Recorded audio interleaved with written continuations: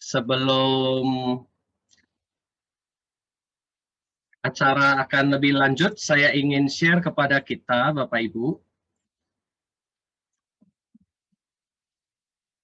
Yang pertama adalah hari ini firman Tuhan akan disampaikan oleh Pastor Tony Mulya dengan judul mematahkan kutub generasi dalam keluarga. Dan kita juga akan mendengarkan kesaksian dari keluarga Lin Niko Yehezkiel, Bapak Ibu. Jadi Bapak Ibu yang sudah bergabung di dalam ruangan Zoom ini, link yang Bapak Ibu dapat bisa diberikan. Ya, masih ada waktu kita share kepada teman-teman kita, baik yang di grup WA kita masing-masing, supaya mereka juga dapat bergabung dan dapat diberkati pada hari ini di dalam acara Revival at Home yang diadakan oleh Satu Tubuh Jakarta Utara. Sekali lagi kami mengucapkan selamat datang bagi Bapak Ibu yang baru pertama kali bergabung di dalam acara Revival at Home yang diadakan oleh Satu Tubuh Jakarta Utara. Berikutnya Bapak Ibu yang dikasih oleh Tuhan, jika ada yang belum terkoneksi dengan audio, biasanya akan seperti ini Bapak Ibu. Saya akan perlihatkan, Bapak Ibu bisa lihat pointer saya yang sedang bergerak yang warna merah. Biasanya di dalam HP kita akan ada tulisan join audio. Kalau belum dapat terkoneksi dengan audio, maka akan muncul seperti ini. Jadi jalan keluarnya adalah klik call via device audio. Kemudian setelah itu nanti akan muncul speaker ya, akan ada audio di sebelah kiri atas dan bentuknya akan seperti ini. Sehingga Bapak Ibu bisa mendengarkan suara dari host dan co-host. Berikutnya ini juga adalah cara ya yang untuk mempermudah kita juga. Kalau gambar yang tadi Bapak Ibu agak bingung, bisa melihat gambar ini, bisa di screenshot juga supaya Bapak Ibu di lain waktu di dalam Zoominar yang ada akan membantu Bapak Ibu untuk terkoneksi dengan audio. Nah, berikutnya ini adalah untuk memperbesar apa tulisan yang ada di layar, Bapak Ibu bisa menggunakan dua jari dan kemudian di sebelah kanan Bapak Ibu kalau menggunakan HP ada titik 3 tulisan more, di situ nanti ada chat ya, Bapak Ibu bisa chat kalau Bapak Ibu nanti mau minta didoakan ya, tolong doakan saya, tinggal ditulis seperti itu nama dan ditulis ya, tolong doakan saya. Nanti Bapak Ibu akan dimasukkan ke ruang breakout room dan di sana Bapak Ibu akan dilayani didoakan ya. Berikutnya adalah ini juga bisa di screenshot, ini akan sangat membantu kita juga. Setting satu kali, otomatis audio Bapak Ibu setiap kali masuk di dalam Zoominar akan selalu on. Ya, caranya adalah sebelum kita masuk biasanya ada gambar seperti ini yang nomor 1 ya. Klik di sini setting, kemudian ada meetings ya. Di dalam meetings biasanya auto connect to audionya selalu off. Jadi Bapak Ibu bisa klik di sini dan pilih call over internet. Jadi sekali setting seperti itu, maka setiap kali Bapak Ibu mengikuti Zoominar akan terkoneksi langsung dengan suara audio. Berikutnya ini adalah cara tes, speed test ya, kecepatan internet di tempat kita masing-masing ya, minimal di angka 5. Bapak Ibu bisa klik di Google, tulis tes speed test internet, kemudian klik yang ini atau yang di bawahnya juga fastcom ya, fast.com bisa juga. Kecepatannya kalau bisa di atas 5 supaya suara Bapak Ibu terdengar maupun berbicara dapat jelas. Berikutnya adalah terima kasih untuk tidak menyalakan video selama acara berlangsung. Kenapa? Bapak Ibu, karena kita mau mengirit bandwidth internet kita ya, supaya suaranya semuanya gambarnya dapat jelas, kecuali Bapak Ibu yang bertugas atau yang mau menyampaikan kesaksian atau yang mau menyampaikan sesuatu. Terima kasih. Pada saat ini kita akan persiapkan hati kita dan kita akan menyembah Tuhan, masuk dalam hadirat Tuhan. Biarlah hari ini terjadi revival dimanapun kita berada saat ini. God bless. Silakan co-host bisa mempersiapkan videonya. Thank you.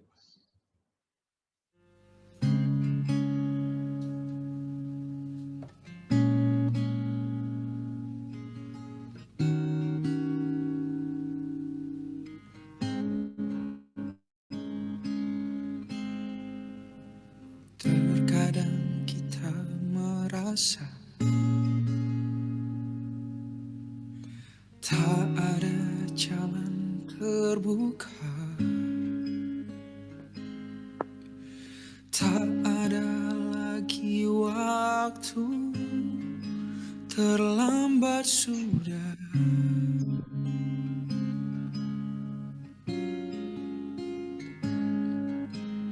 Tuhan tak pernah berdusta, Dia selalu pegang janjinya. Bagi orang percaya, mujizat nyata.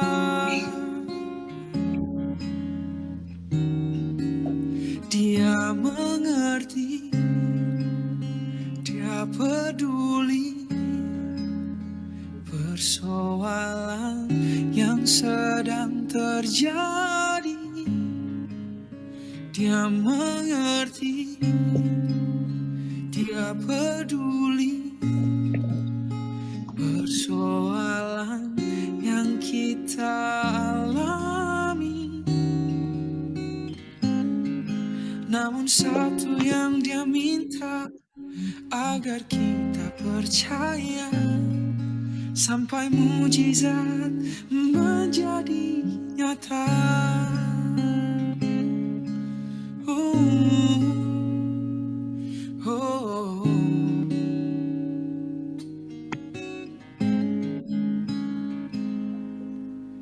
Terkadang kita merasa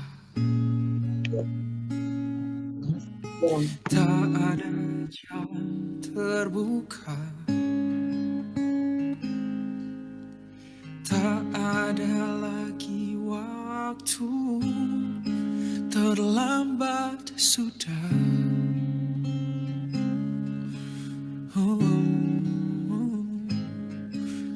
Tuhan tak pernah berdusta, Dia selalu pegang janjinya.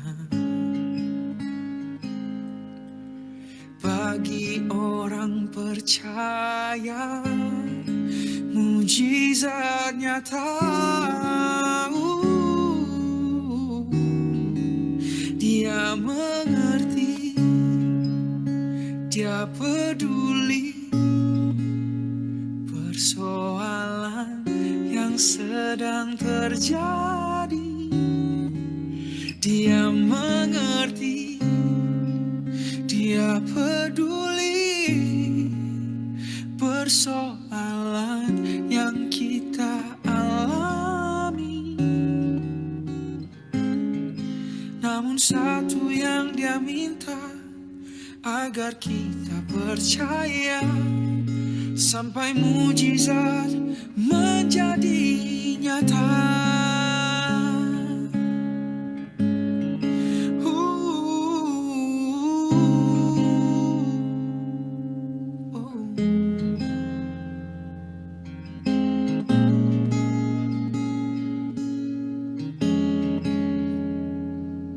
Dia selalu mengerti, Dia selalu peduli segala hal yang kita hadapi, segala hal yang kita alami. Dia memperhatikanmu.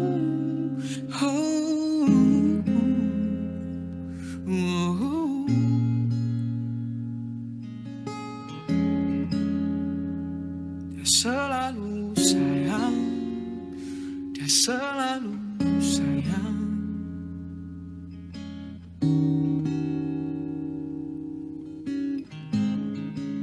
Dia mengerti, Dia peduli persoalan yang sedang terjadi.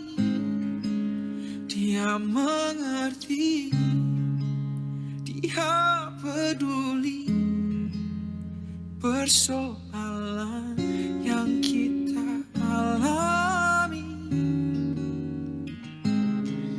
Namun satu yang Dia minta, agar kita percaya sampai mujizat menjadi nyata, sampai mujizat menjadi nyata, sampai mujizat menjadi nyata. Oh.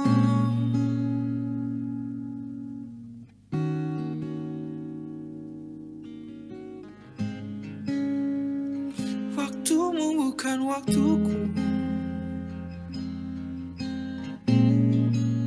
waktumu bukan waktuku, Tuhan.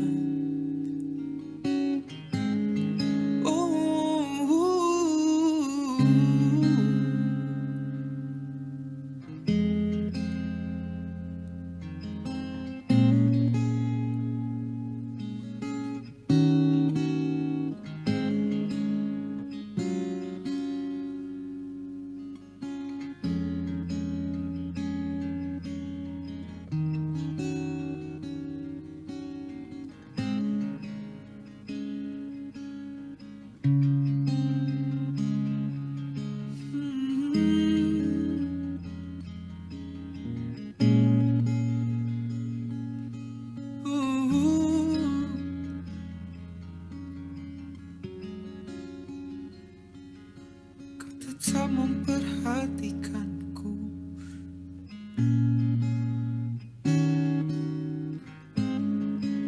terima kasih Tuhan. Oh, terima kasih.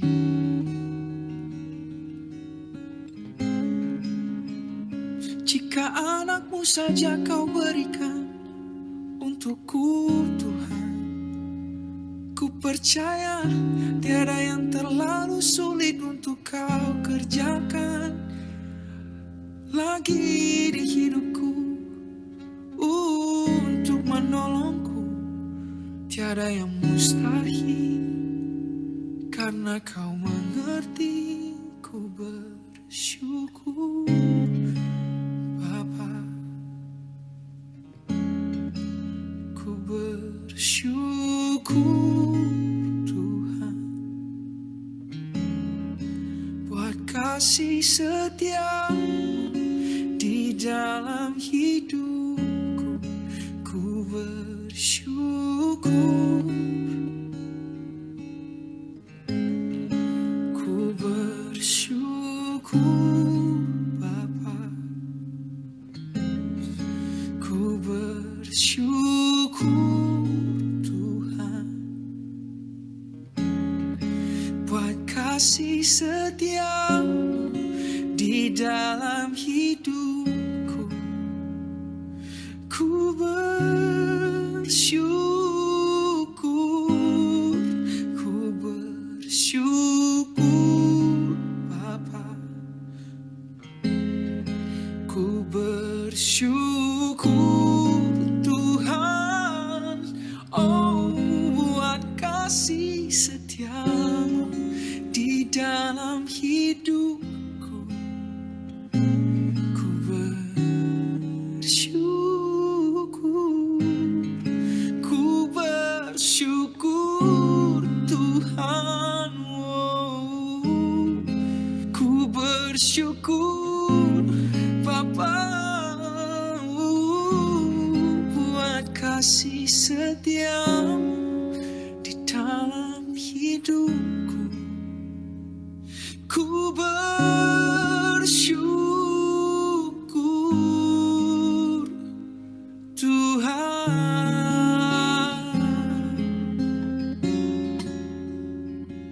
ku bersyukur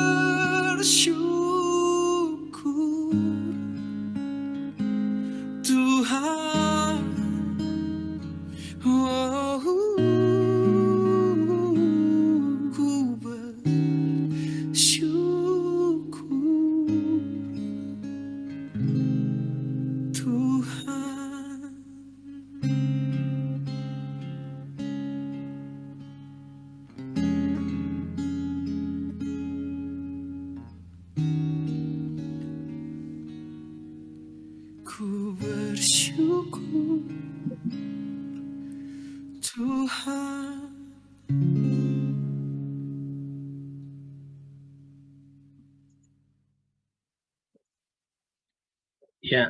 Sebuah pujian yang indah yang mengingatkan kita.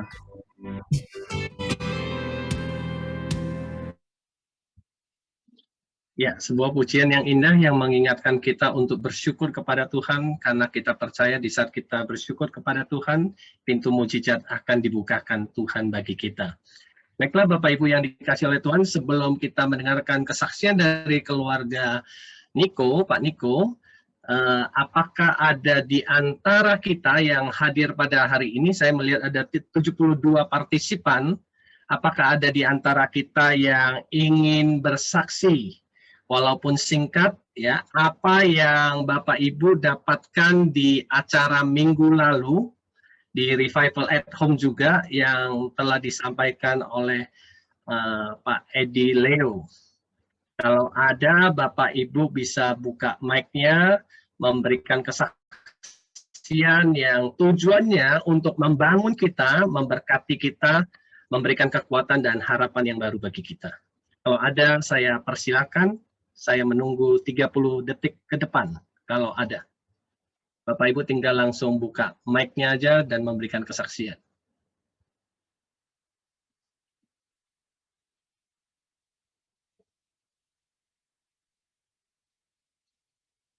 Baik, kalau tidak ada, maka saya melanjutkan acara kita, mendengarkan kesaksian keluarga Pak Niko, yang akan juga dipandu oleh Pastor Tony Mulya juga nantinya. God bless. Silakan Pak Niko. Bisa dites suaranya dulu Pak Niko, dibuka mic-nya. Oke. Iya, bisa di. Oke. Tes. Silakan Pak Niko. Ya, salam puji Tuhan, Bapak Ibu.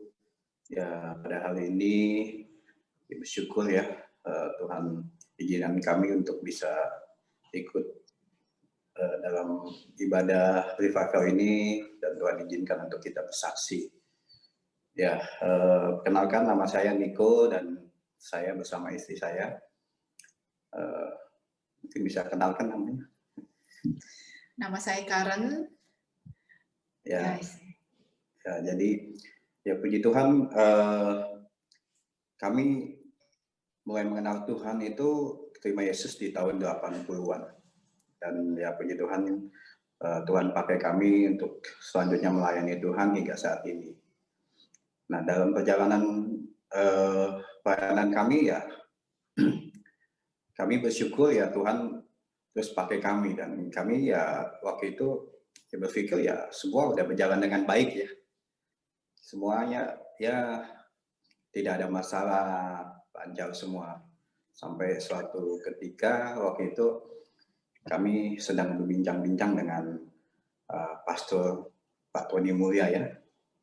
Nah, ketika kami berbincang-bincang, Pak Tony waktu itu menceritakan kepada kami mengenai satu ibadah pelepasan kutuk ya. Nah, waktu itu kami sempat ya bingung ibadah pelepasan kutuk seperti apa.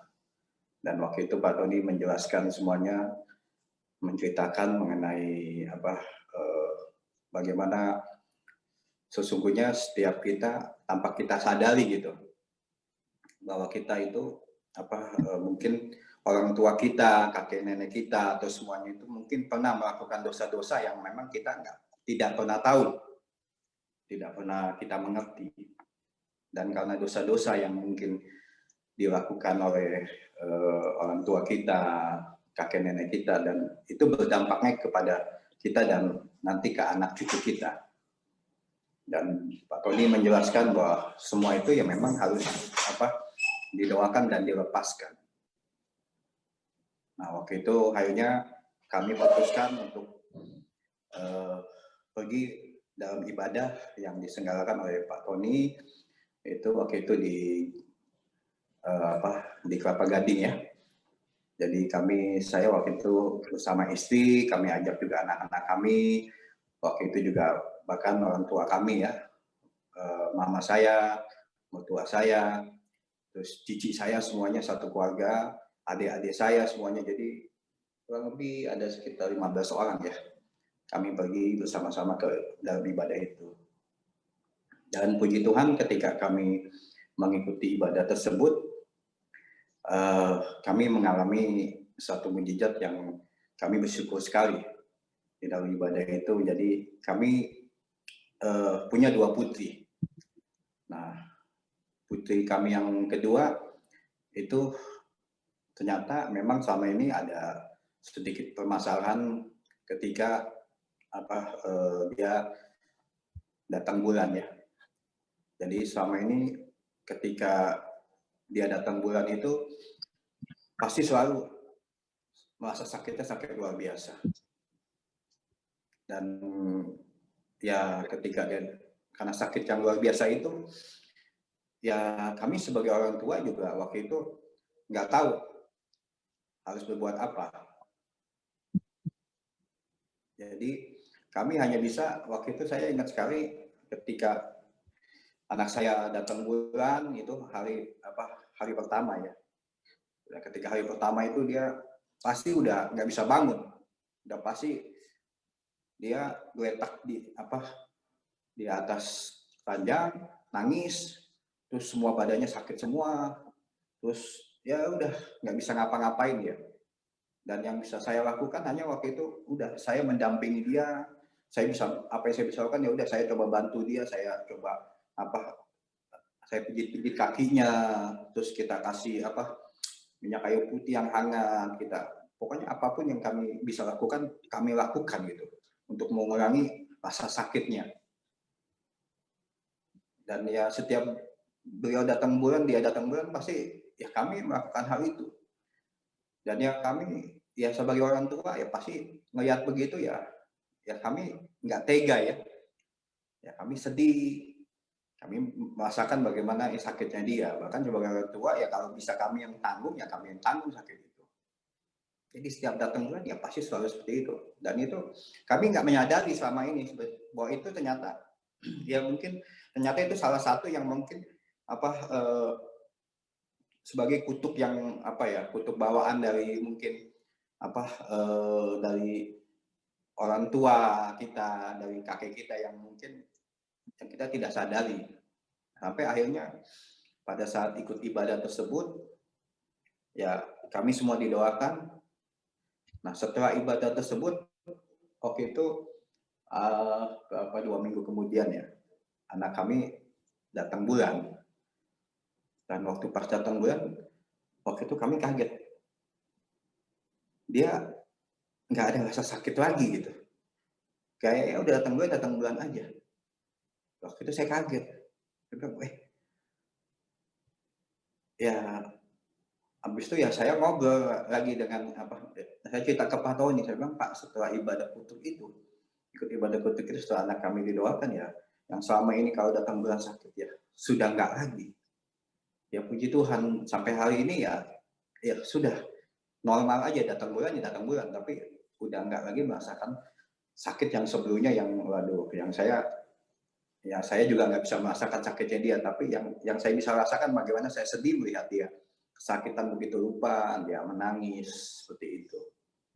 Mungkin ya dari saya seperti itu, mungkin dari istri saya mungkin bisa sedikit lagi menambahkan, menjelaskan.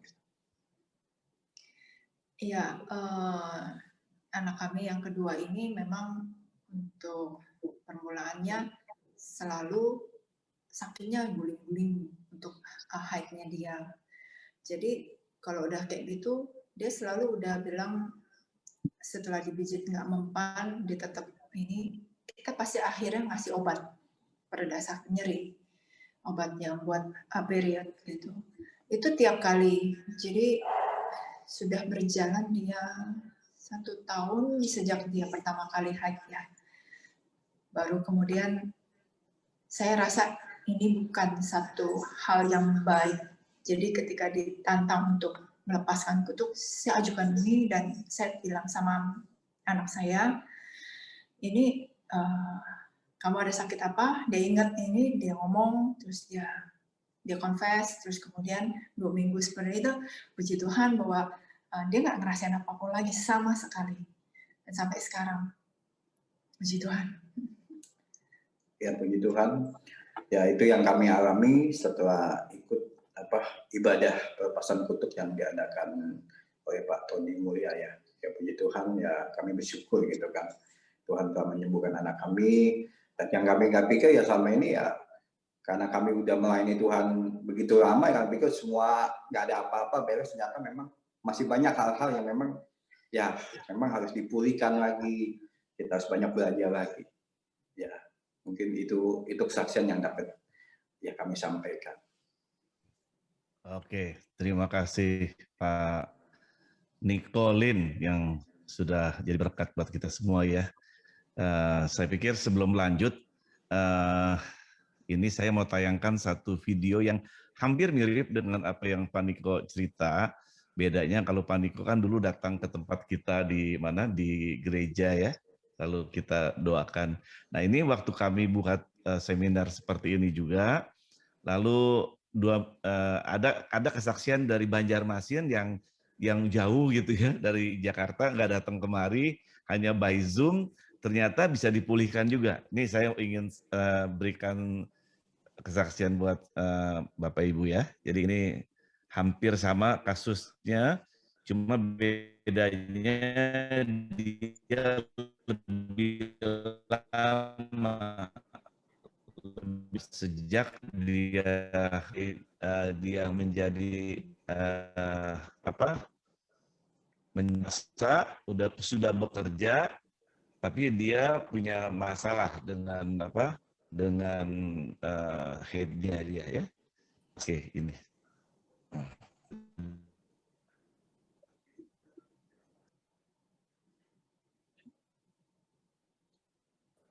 Nama saya Octavia. Saya mau menyaksikan kebaikan Tuhan. 27 Februari.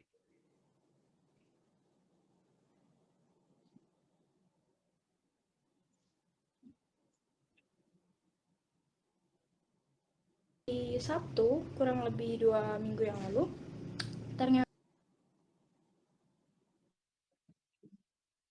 lepas sedang mengalami sakit perut bagian bawah, dan saat itu saya setelah sampai di rumah, saya masuk ke kamar dan mama bilang, ayo sini ikut ibadahnya, ini tentang pelepasan kutuk. Jadi oke, saya ikut ibadahnya, dan waktu deklarasi doa selesai, saya itu kaget, saya terkejut karena awalnya kan perut bagian bawah saya sakit. Setelah doa itu, puji Tuhan, sakitnya itu hilang sama sekali. Ke mama saya, kayak beneran mujizat atau cuman sugesti. Terus sampai sepanjang hari itu, sampai akhirnya saya dapat datang bulan, sampai datang bulan itu pun selesai, saya tidak merasakan sakit yang biasanya saya rasakan. Kalau biasanya sakit itu saya nggak bisa bangun, saya sampai ya nggak bisa lah, pokoknya sakitnya luar biasa. Saya nggak bisa jalan, nyentuh lantai, kena angin sedikit pun itu meriang satu badan. Tapi puji Tuhan, semenjak hari itu saya tidak merasakan sakit apapun, dan saya akhirnya wow, Tuhan, ternyata perbuatanmu ini gini loh. Tuhan itu mujizatnya luar biasa atas hidup saya. Jadi itu saja kesaksian dari saya. Puji hormat hanya bagi Tuhan. Semoga kesaksian saya boleh menjadi berkat. Tuhan Yesus memberkati. Oke, ya satu hal mungkin di sini yang ingin saya sampaikan adalah Tuhan itu tidak terbatas dengan ruang, ya, dengan ruang, dan saya percaya juga tidak terbatas dengan waktu ya, walaupun dengan Zoom ternyata kuasanya tetap sama gitu. Tadinya saya pikir orang harus datang ke tempat saya gitu, ternyata nggak usah lewat Zoom, ternyata kuasa mujizatnya bisa dinyatakan. Amin, saudara ya. Yang amin boleh tambahkan tangan buat yang terlihat, saudara. Baik, saya akan mulai materi saya, tapi sebelumnya mungkin saya mau berdoa ya. Saya berdoa ya. Bapa di surga, siang hari ini kami butuh firman-Mu Tuhan untuk meneguhkan, menguatkan kami tentang bagaimana setiap kami harus putus dari kutuk generasi, kutuk kesalahan orang tua, kakek nenek moyang kami. Hari ini kami mau patahkan dalam nama Tuhan Yesus. Berikan hikmat buat kami semua untuk menangkapnya, juga hamba-Mu yang akan menyampaikannya. Semua kami percaya hadirat-Mu ada di tempat ini. Kami siap untuk menerima kebenaran firman-Mu di dalam nama Tuhan Yesus. Haleluya. Amin. Ya. Jadi temanya adalah mematahkan kutuk generasi, ya. How to breaking and reversing generational curses. Ya, terus terang ini saya baru dapatkan, ya Tuhan kasih saya hikmat ini baru awal tahun 2017. Sebelumnya saya juga pikir saya udah jadi orang Kristen, saya udah jadi pelayanan, saya udah jadi pendeta, saya udah lepas semua dari kutuk, saudara. Tapi ternyata ada yang memang kita harus deklarasikan, ya. Tolong diklik 1, saudara. Diklik 1, Pak Agus, tolong diklik 1, ya. Jadi diklik 1 bisa. Ini dari Pak Agus ya. Diklik ya. Jadi kita harus percaya Injil itu bukan cuma Injil keselamatan, tetapi ada Injil tuh Injil kerajaan. Kalau Injil keselamatan kan percaya Yesus selamat, ya walaupun hidup susah di dunia, biarin yang penting kita masuk surga. Saya pikir ini kurang bijaksana ya. Saya yakin bahwa kita di dunia ini juga harus di dalam dunia kita harus diberkati tapi tetap masuk surga, saudara. Artinya kita harus berkuasa di bumi, harus bisa mendapatkan yang baik di bumi dan tetap masuk surga. Oleh karena itu saya mau terangkan tentang 3 hal. Klik dulu 1. Yang pertama adalah kerajaan sorga. Nah, kerajaan sorga ini di sorga loh, saudara. Ada ayatnya dalam Matius 7:21. Bukan setiap orang yang bersyukur kepada aku, Tuhan akan masuk ke dalam kerajaan sorga, melainkan dia yang melakukan kehendak Bapakku yang di sorga.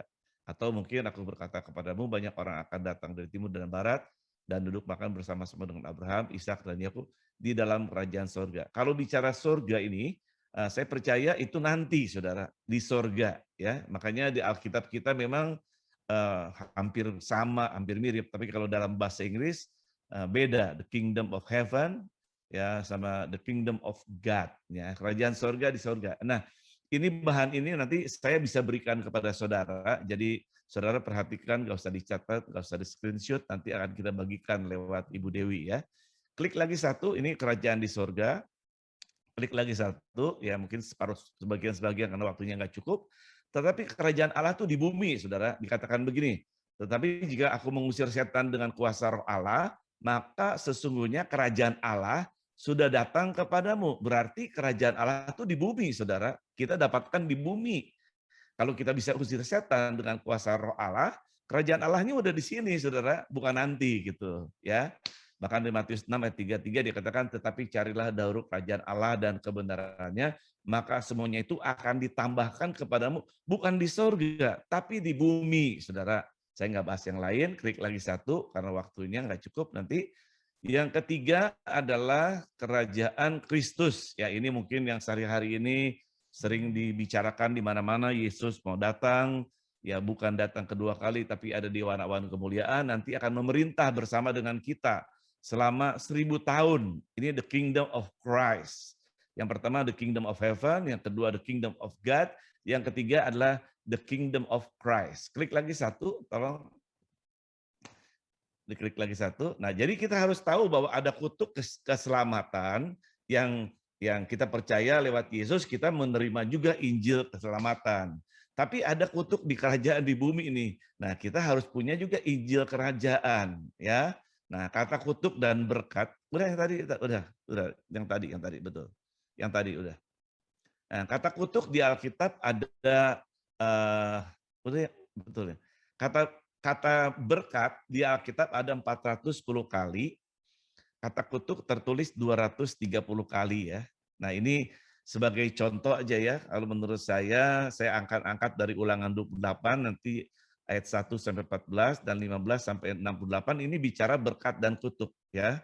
Jadi Ini sebagai contoh aja. Klik lagi satu. Ya, kutuk dan berkat. Berkat ini begini kalau menurut Ulangan 28. Jika engkau baik-baik mendengarkan suara Tuhan Allahmu dan melakukan dengan setia segala perintahnya yang kusampaikan kepadamu pada hari ini, maka Tuhan Allahmu akan mengangkat engkau di atas segala bangsa di bumi. Jadi kalau kita bisa mendengarkan suara Tuhan dan melakukan dengan setia, maka berkat ini akan datang katanya. Kalau kita bisa mendengar dan melakukan, ya. Klik lagi, ya. Dari ayat 2 sebenarnya sampai ayat 14, ini diantaranya lah, saya nggak usah bacakan juga, bahwa kita akan diberkati di kota, di ladang, buah kandungan, hasil bumi, anak kambing sapi, segala-galanya, bakulmu, masuk keluar, berkat ke atasmu, lumbungmu, memberkati negeri yang diberikan kepadamu. Klik lagi satu, ya. Ini saya lewat, nanti bisa diambil, ya. Dikatakan membuka bagimu perbendaharaannya yang melimpah, ya. Lalu memberi pinjaman, tidak pernah meminjam, menjadi kepala bukan menjadi ekor, naik yang pernah turun. Ini janji Tuhan, ini berkat, ini satu janji Tuhan kepada kita kalau mendengar. Nah, klik lagi satu. Bedanya dengan kutuk, ya, di dalam ayat 15, tetapi jika engkau tidak mendengar suara Tuhan Allahmu dan tidak melakukan dengan setia segala perintah dan ketetapannya yang kusampaikan kepadamu pada hari ini, maka segala kutuk ini akan datang kepadamu dan mencapai engkau. Bedanya yang tadi berkat, kalau kita mendengar dan melakukan. Tidak mendengar. Kalau tidak mendengar, pasti nggak bisa. Satu nanti akan kita klik lagi satu, tolong klik Agus. Klik. Nah, Ulangan 28 ayat 16 sampai 68 itu semua tentang kutuk. Nanti kita uraikan sedikit aja, ya. Kutuk akan selalu memburu dan mencapai orang yang bersalah. Seringkali kutuk tidak terjadi pada saat dosa dilakukan, namun akan terjadi pada generasi selanjutnya. Bahkan dalam Lukas 4 ayat 13, kadang-kadang iblis itu mengakhiri semua pencobaan, mundur padanya, dan menunggu waktu yang baik. Klik lagi satu. Nah, kutuk itu turun sampai 3-4 generasi, saudara. Karena dalam Keluaran 20 ayat 5-6, jangan sujud menyembah Tuhanmu adalah Allah yang cemburu, yang membalaskan kesalahan Bapa kepada anak-anaknya, kepada keturunan yang ketiga dan keempat dari orang-orang yang membenci aku, tapi aku menunjukkan kasih setia kepada beribu-ribu orang, yaitu mereka yang mengasihi aku dan yang berpegang pada perintah-perintahku. Klik lagi satu. Klik lagi, Pak Agus. Nah, ini lihat, dalam Ulangan 20 ayat 5, kalau dalam New King James dikatakan visiting the iniquity. Artinya itu mengingatkan kedurhakaan atau mengingatkan resiko dari perbuatan jahat, dari orang tua yang salah, kakek yang salah, itu akan ngejar sama kita, ya. Saya mau kasih contoh begini, ya. Tolong ini dulu, nah, kasih contoh begini. Kenapa misalnya kenapa Yakub lebih mengasihi kepada Yusuf dan Benyamin daripada 10 saudaranya yang lain? Kenapa, saudara? Bukan karena dia lebih kecil, tapi menurut saya dia belajar dari bapaknya juga. Bapaknya siapa? Ishak. Ishak itu lebih mengasihi kepada Esau daripada kepada Yakub. Betul ya ceritanya begitu ya? Ya, ceritanya begitu. Jadi Ishak mengasihi Esau, Yakub nggak dikasihi gitu. Bukan karena ibunya lebih mengasihi, tapi karena ada perbedaan di situ, saudara. Jadi karena bapaknya begitu, ya dia begitu. Nah, pertanyaannya lagi, kenapa Ishak lebih mengasihi Esau daripada Yakub? Karena bapaknya Abraham itu lebih mengasihi Ismail daripada mengasihi Ishak. Loh, gimana Pak? Bukankah Ishak itu anak perjanjian? Betul. Tapi di usia yang 86, ya istrinya mengusulkan dia menghampiri Hagar dan punyalah seorang anak namanya Ismail, saudara. Ya pasti dari yang lebih muda lagi saudara dapatnya lucu, anaknya ditimang-timang sampai 5 tahun, 6 tahun, 7 tahun, sampai akhirnya anaknya 13 tahun, saudara. Lalu sang nenek-nenek atau istrinya dari Ishak yang nama Sarah berhamil, saudara. Pasti gimana pun udah 13 tahun nimang-nimang Ismail, dia sangat sayang sama itu, nggak bisa dibohongi, saudara. Nah, saya nggak lanjutkan, tapi artinya gini, apa yang dilakukan oleh bapak, oleh opa, berpengaruh kepada anak dan cucu. Bisa mengerti, saudara? Jadi hari-hari ini kalau kita mendapatkan sesuatu belum tentu karena kesalahan kita. Mungkin kesalahan orang tua kita, bisa kakek kita, bisa nenek moyang kita, dan sebagainya. Tapi hari ini saya percaya kita akan bereskan semua. Klik lagi satu. Bagus. Nah, ini saya mau bagikan saudara tentang 14, 14, 14. Dikatakan dalam Matius 1 ayat 17, jadi seluruhnya ada 14 keturunan dari Abraham sampai Daud, 14 keturunan dari Daud sampai pembuangan ke Babel, dan 14 keturunan dari pembuangan ke Babel sampai Kristus. Tolong klik lagi satu. Ya, judulnya adalah 14, 14, 14. Klik lagi ya. Nah, kalau saudara perhatikan 14 ini dari Abraham sampai Daud betul 14, dari Daud ke pembuangan 14, tapi dari pembuangan sampai Kristus nanti kalau saudara lihat di rumah kok cuma 13. Saya udah bolak-balik ini tetap 13, saudara. Jadi bukan 14. Pertanyaannya saya kosong-kosong. Kenapa 14? Kan kalau Tuhan bilang 14 harusnya 14 dong gitu. Sedangkan kalau kita pelajari di sini ada di barisan kedua, Yoram itu kan punya anak Ahazia, Ahazia punya anak Yoas, Yoas punya anak Amazia, baru punya Uzia. Tapi kenapa dilawatkan? Karena Ahazia, Yoas dan Amazia ini ada persekongkolan dengan Isabel, dengan Ahab, saudara. Ya, jadi nggak ditulis tuh, saudara. Bahkan di nomor 13 di bawah, Yosia harusnya punya anak Yoyakim, baru punya Yekonya, saudara. Kenapa Yoyakim dibuang? Namanya kok nggak ditulis, saudara? Karena Yakin pernah menggantikan dengan perkataan yang keluar dari mulutnya, yang namanya firman Tuhan, saudara. Bisa mengerti? Nah, dari Abraham sampai Yusuf dalam hitungan saya, ini ada 40 generasi, saudara. Sedangkan Kristus adalah generasi yang ke-41. Pertanyaannya adalah, sebenarnya siapa generasi yang ke-14 atau yang ke-42? Saya mau katakan generasi yang ke-42 adalah saudara dan saya. Kristus juga. Artinya kalau itu generasi yang ke-13 Yesus Kristus, tetapi kita adalah Kristus yang diurapi di akhir zaman, ya. Kita yang menjadi generasi yang ke-14 ini. Tolong diklik lagi. Ya, generasi ini tentunya generasi karena panggilan, terpanggil ya. Jadi ada generasi karena keturunan atau ras ciptaan itu harus dimulai dari Adam. Tapi generasi yang Tuhan tulis di dalam Matius 1 ini generasi yang terpanggil, dipanggil. Tadinya bukan golongannya tapi dipanggil, saudara. Abraham pun dipanggil di usia yang ke-75 baru dipanggil, saudara. Ya, dan akhirnya ya mau pergi ke Kanaan seperti ini. Adalah generasi panggilan. Klik lagi satu. Ya, jadi dari Abraham ini saya terangkan total 40, Kristus adalah generasi yang ke-41 dan Kristus ini kosong ini nama saudara atau nama saya sebagai generasi yang ke-42. Klik lagi. 40 generasi adalah angka penderitaan, pencobaan, pengujian dan pemurnian. Saya sering kali lihat ada 40 tahun di padang gurun, 40 ini angka penggenapan lah ya. Klik lagi. Ya. Nah, tolong gini, tolong balik lagi ke satu skema tadi yang 14 tadi ya, yang sebelum kemari, terus up kelebihan. Ya. Ya, yang tadi. Tolong kasih yang tadi. Klik lagi satu, klik satu lagi.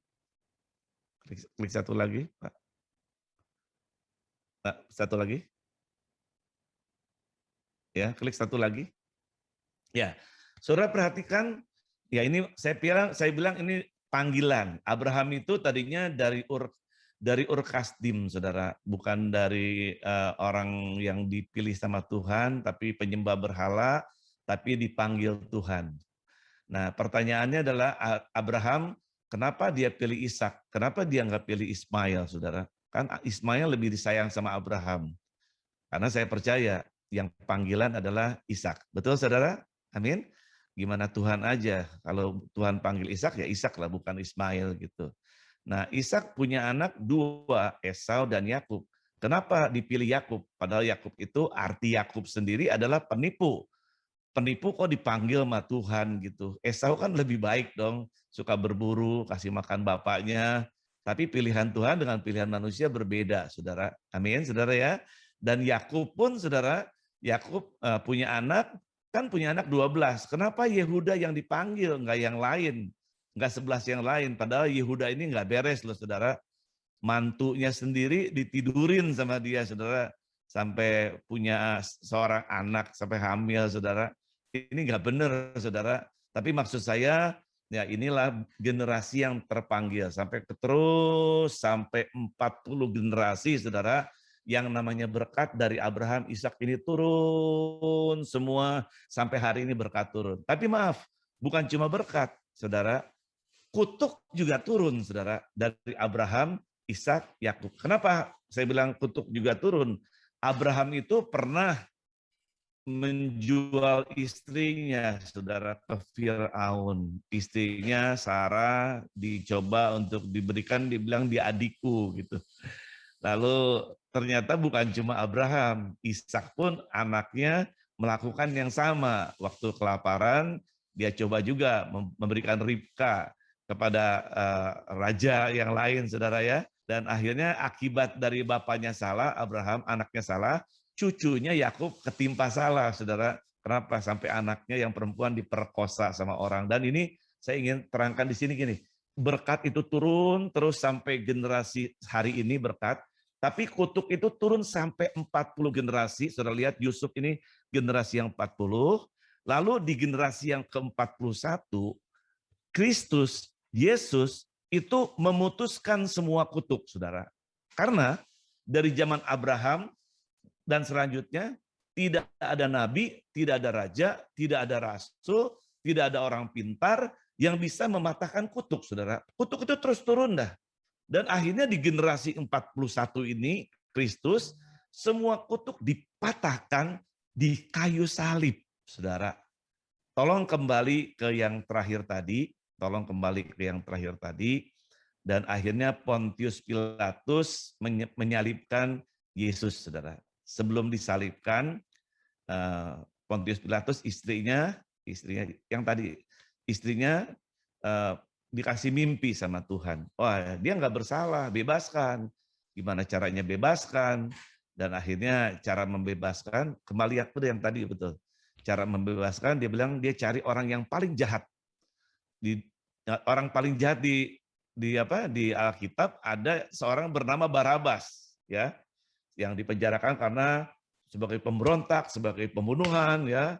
Nah, diambillah, ditaruh di samping Yesus, ditanya sama orang, siapa yang mau disalibkan dan siapa yang ini pembebasan, ini kan waktunya Paskah, harus ada dibebaskan. Pikirnya Pontius Pilatus, mereka akan pilih Yesus untuk dibebaskan. Tapi orang jahat seperti Barabas itu yang dibebaskan, saudara. Klik lagi satu.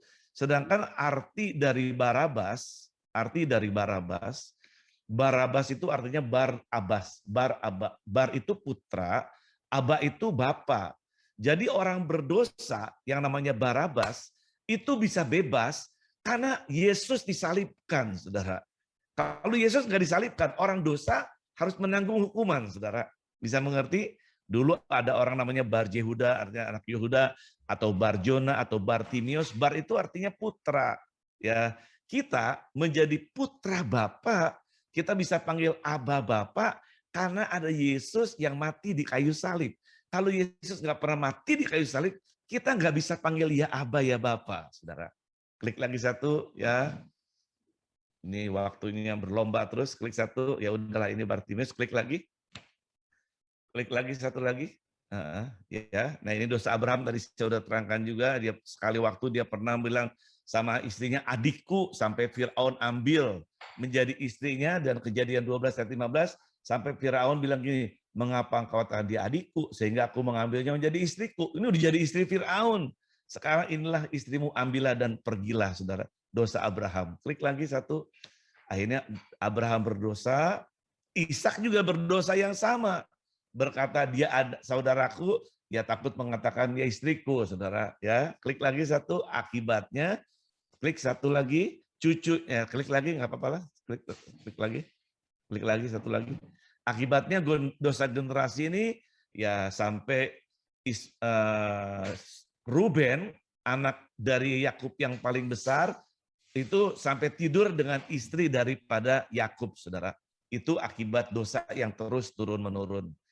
Sampai kalau mungkin ditanya kenapa sampai Daud punya istri 17, lalu Daud itu ambil lagi istri orang, saudara, jadi istrinya 18, itu bukan karena Daud juga, karena dari keturunannya ada yang seperti itulah, kira-kira begitu. Klik lagi satu, tolong.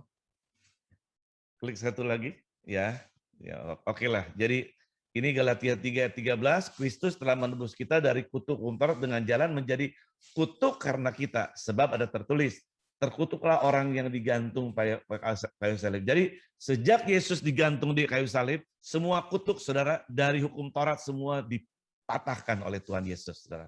Karena salib. Kalau tanpa salib, kutuk akan tetap ada. Klik lagi satu. Yes, ini ayat 14-nya supaya berkat itu turun.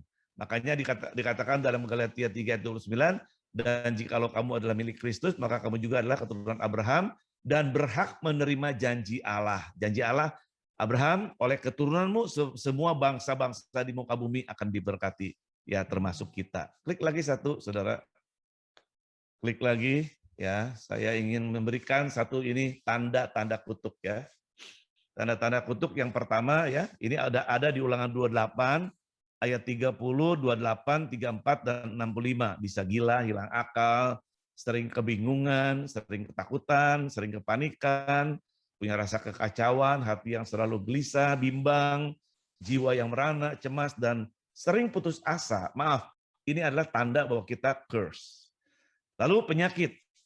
Ada penyakit yang menahun, kronia, atau penyakit kambuhan yang bersifat menurun, penyakit sampar, penyakit demi penyakit, penyakit menular, radang, bengkak-bengkak, infeksi, batuk kering, paru-paru, bisul, kudis yang gatal, kebutaan, penyakit yang tidak dapat disembuhkan, penyakit berat yang menahun, virus yang tidak berhenti menyerang. Itu ada dalam Ulangan 21, 28, ayatnya banyak, saudara. Nah, saya ingin garis bawahi kata bengkak-bengkak, saudara. Bengkak-bengkak. Ya, saya mau share screen sebentar, boleh? Share screen bengkak-bengkak. Saya ini punya penyakit bengkak-bengkak, saudara. Itu puluhan tahun saya ngalami sakit bengkak-bengkak. Ya.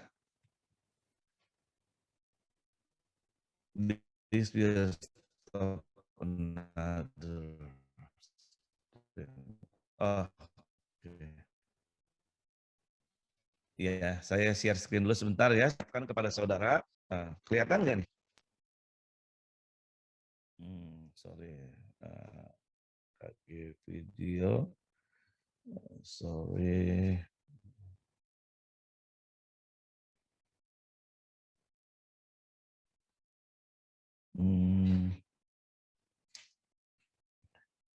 Saudara perhatikan ini, saya waktu masih muda, bibir saya suka bengkak bawahnya. Ini masih muda, uban pun belum ada satu juga. Terlihat ya semua ya. Dan ini mungkin mata saya tiba-tiba bisa begini, ini tanggalnya ada 24 November 2010. Ini yang sempat saya foto, saudara. Ini 17 Juni 2011. Belum, ini Pak Tony, belum terlihat. Belum kelihatan? Belum kelihatan, Pak Waduh. Tony. Ya, share screen dulu, Pak. Oh, sorry. Sorry.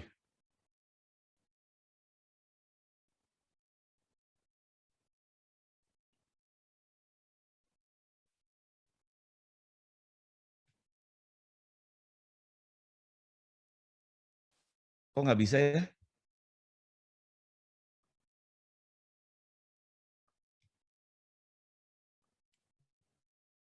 Kenapa nggak bisa ya?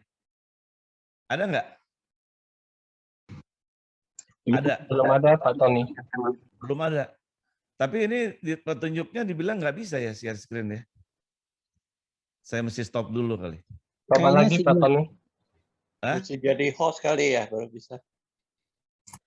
Sudah Iya, bisa saya share mungkin harus screen. jadi host. Sekarang bisa? Sudah bisa, Pak. Sudah bisa. Udah bisa. Ya, Bapak share screen sekarang.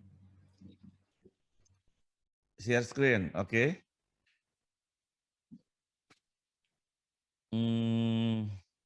Ada?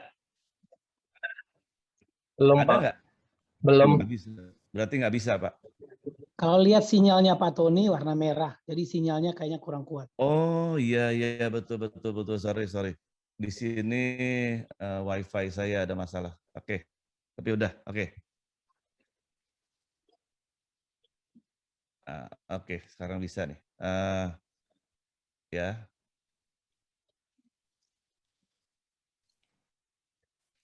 Cancel, sorry. Halo? Ada nggak? Ada belum, Pak? Belum Pak. Belum. Sudah ada. Belum. Hah? Belum ada Pak Tony. Belum ada? Belum Pak.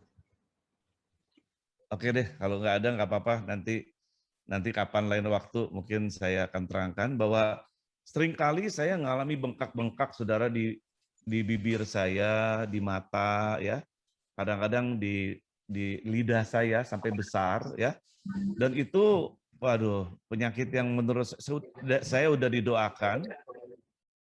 Saya udah didoakan bukan cuma sama hamba Tuhan Indonesia, sampai Maurice Rulo doakan saya tetap aja bengkak, ya. Udah di-share, tetap aja bengkak, saudara. Sampai rumah sakit yang namanya Mitra Keluarga itu hafal banget. Kalau saya datang udah pasti penyakitnya bengkak, saudara. Itu belasan tahun saya sakit bengkak nggak sembuh-sembuh. Tapi puji Tuhan sejak awal 2017, waktu saya deklarasikan bersama dengan keluarga, ya dulu bengkaknya mungkin dilarang makan seafood lah, dilarang makan coklat lah, bahkan mimpi pun makan seafood, saudara, bisa bengkak, saudara. Itu juga saya bingung. Tapi setelah saya deklarasikan di awal 2017, sampai hari ini, saya nggak pernah ngalamin bengkak-bengkak lagi. Sampai hari ini loh, saudara. Kalau ada yang mau ajak makan seafood, hari ini juga oke saya. Dulu nggak bisa. Bengkak itu sampai, wah, memalukan sekali dah. Kalau lihat foto saya begitu ya. Oke, sekarang kembali ke share screen lagi ya. Nah itu saya alami bertahun-tahun, ternyata ini sebagai tanda dari kutuk. Klik lagi tolong. Klik lagi yang kedua. 3, ya ada mandul ya. Keguguran, kandungan yang berulang kali atau penyakit wanita lainnya, tidak pernah mendapat haid atau masa haid yang tidak teratur, kejang pada masa haid dan sebagainya, saudara. Yang berhubungan dengan proses mendapatkan keturunan, itu Ulangan 28 ayat 18, saudara. Ya, termasuk yang tadi masa haid yang nggak benar, saudara, nggak teratur, itu curse, ya. Yang keempat, sulit bahkan belum mendapatkan pasangan hidup atau memiliki pasangan hidup tapi pasangannya suka selingkuh, katanya Ulangan 28 ayat 30, ini tanda, saudara. Lalu juga ada kehancuran yang kelima, keretakan ataupun kegagalan dalam berumah tangga. Ini Ulangan 28 ayat 41. Klik lagi. Ya, atau selalu berkekurangan uang, saudara. Padahal katanya menjadi kepala, bukan menjadi ekor, naik nggak turun, nyatanya kurang terus, saudara. Ini curse. Lalu seringkali mengalami kesialan atau kecelakaan, tabrakan lagi, jatuh lagi. Ini curse, saudara. Tanda ya, adanya kasus bunuh diri atau kematian yang tidak wajar atau mati muda dalam keluarga. Itu tanda ya. Lalu kehilangan anak kandung dan hidup selalu diperbudak, katanya tadi, bukan menjadi kepala, jadi ekor terus. Nah, penyebabnya tolong diklik.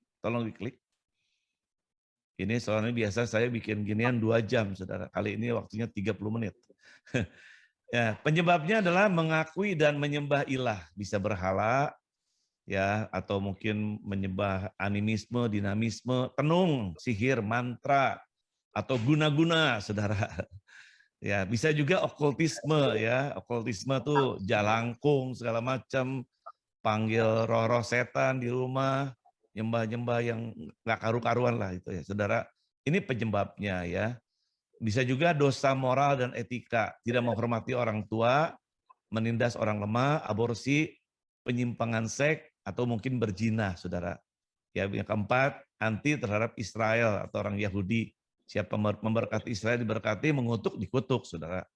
Atau legalisme, ya, legalisme itu mendirikan kebenaran sendiri, ya. Itu salah satu penyebabnya. Klik lagi penyebabnya. Mencuri atau sumpah palsu atau mengambil hak Tuhan, ya termasuk perpuluhan itu curse, saudara ya. Melawan orang yang punya otoritas, menjadi hamba-hamba iblis, bicara sia-sia, menggerutu, mengeluh, memfitnah, mengumpat, menghakimi ya. Lalu berdoa dengan hawa nafsu, itu semua penyebabnya. Nah, ini saya mau kasih kesaksian nih.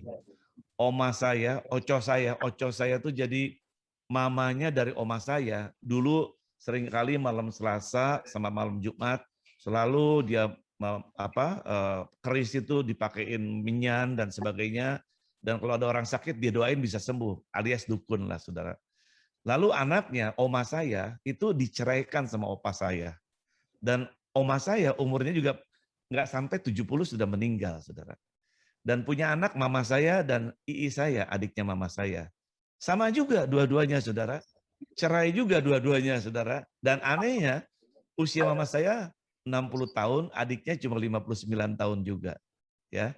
Lalu cucunya, adik saya perempuan, ya diceraikan juga sama suaminya, saudara.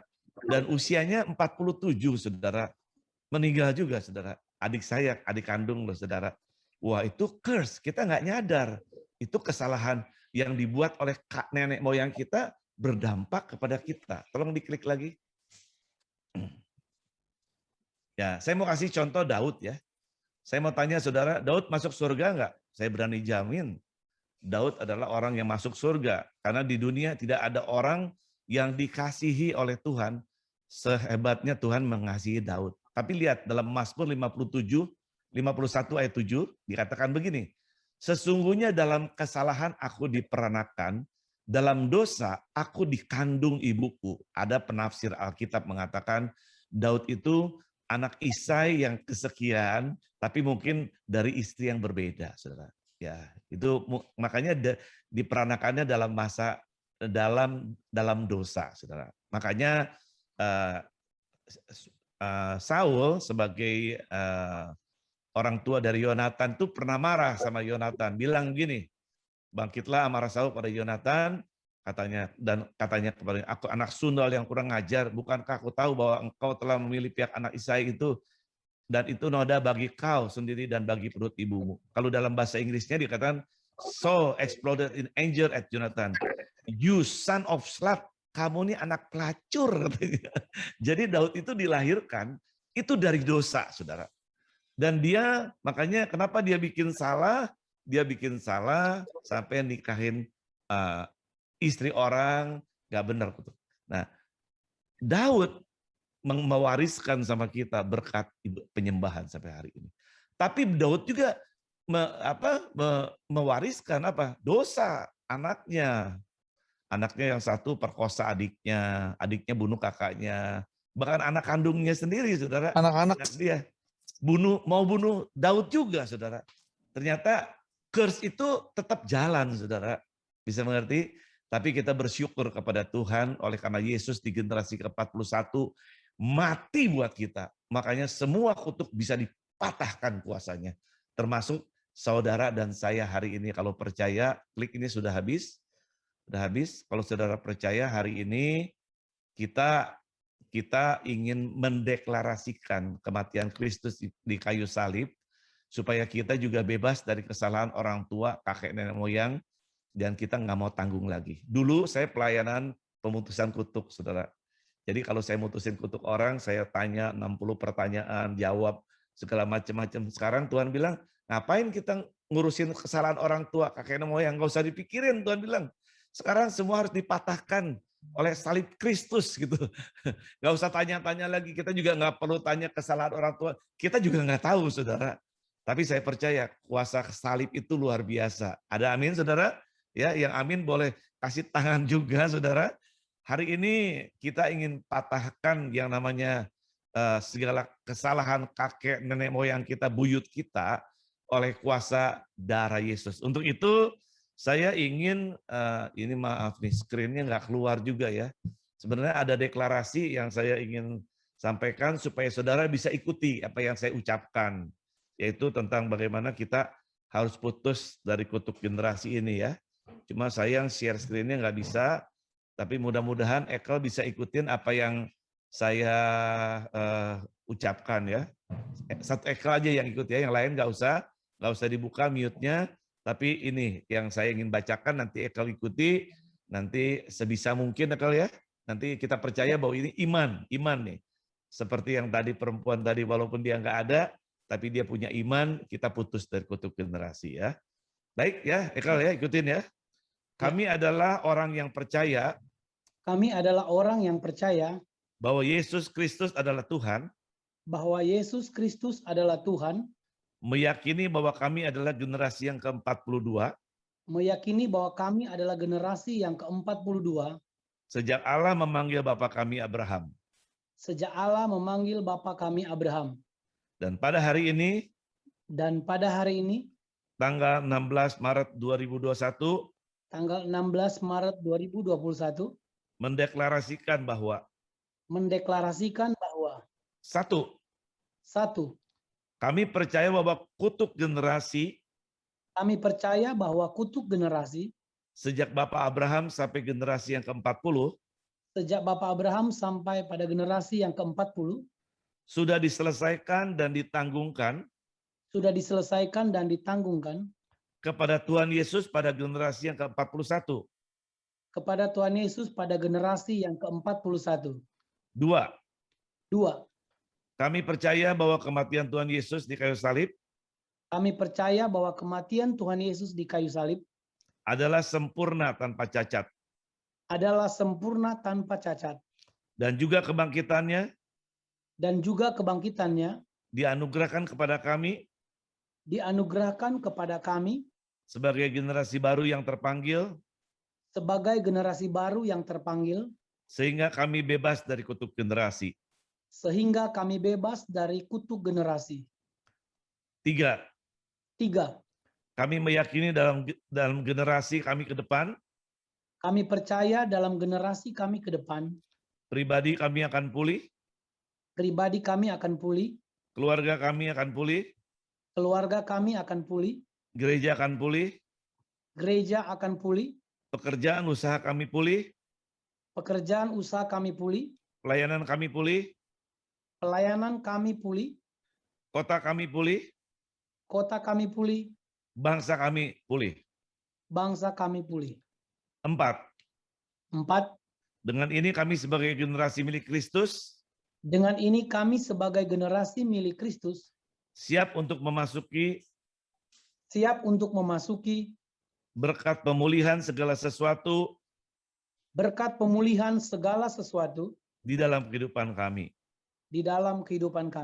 Dalam nama Tuhan Yesus. Kami deklarasikan iman kami. Amin. Ya, saudara yang ingin nanti dapat PowerPoint saya, nanti bisa minta kepada saudari Dewi yang ada di flyer. Ya, nanti bahan ini pun ada kita kirim, dan kita percaya saudara, mulai hari ini sesuatu akan terjadi dalam hidup saudara ya. Jadi itu aja yang saya mau sampaikan, dan sebentar setelah ini kita akan masuk dalam breakout room. Mungkin bagi saudara yang ingin didoakan bisa masuk di breakout room ya. Tapi bagi saudara yang yang mau ya selesai nggak apa-apa ya. Jadi itu mungkin yang saya sampaikan. Saya kembalikan dulu sama Pak Lukas ya. Ya, thank you Pastor Tony Mulya yang sudah menjadi saluran berkat bagi kita, Bapak Ibu. Bapak Ibu, jikalau ada 1-2 pertanyaan, kami persilakan Bapak Ibu bisa chat maupun bisa buka mic-nya langsung untuk bertanya. Dan sementara itu menunggu, Bapak Ibu, saya ingin share sebuah slide untuk pengumuman ya. Untuk pengumuman minggu depan ini hanya info sementara aja, nanti flyernya pasti lebih bagus. Tanggal 23 Maret di jam yang sama Bapak Ibu, jam 2 sampai jam 3.30, Pastor Roni Daud Simeon akan berbicara mengenai keluarga pusat pemuridan. Dan akan ada kesaksian Bapak Doni dan Sandy ya di dalam acara Revival at Home di Zoom yang diadakan oleh Satu Tubuh Jakarta Utara. Tuhan Yesus berkati kita. Kalau ada, Bapak Ibu bisa langsung buka mic-nya 1 atau 2 orang untuk bertanya secara langsung, maupun kalau ada yang ingin bertanya. Oke, ada yang ingin bertanya, kelihatannya mau nanya, katanya Pak Tony. Kita tahu bahwa segala kutuk sudah diselesaikan oleh Yesus melalui pengorbanannya. Tetapi kenapa kita sampai hari ini masih menghadapi kutuk? Ya, Mungkin bisa dijelaskan dulu Pak Tony. baik. Saya terangkan yang namanya kutuk itu bukan sesuatu yang membuat kita masuk neraka ya.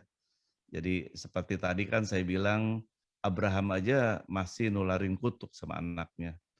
Nah, termasuk mungkin Daud pun ya nularin kutuk sama anak-anaknya gitu. Jadi kutuk itu satu kesalahan yang belum diselesaikan di atas yang berakibat ke bawah gitu.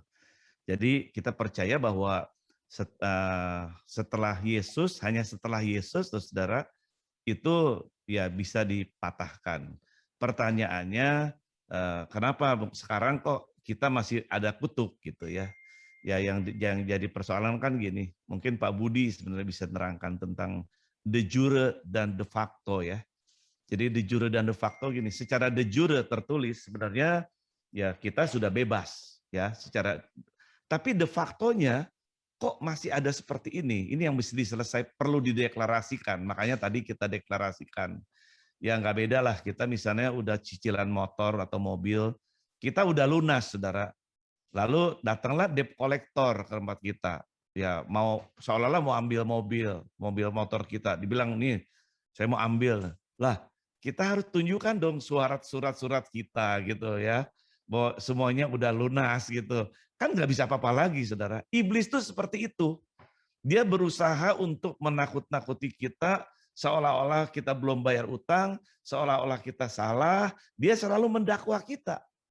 Nah makanya kita perlu, saudara, mendeklarasikan bahwa semua udah ditebus lunas oleh Tuhan Yesus di kayu salib. Dan oleh karena salibnya, saudara, kita ini bebas. Hanya perlu deklarasi lah. Makanya saya katakan saya bebas dari bengkak-bengkak. Saya hari ini maaf nih, saya nggak punya hutang seperak pun ke orang lain, saudara.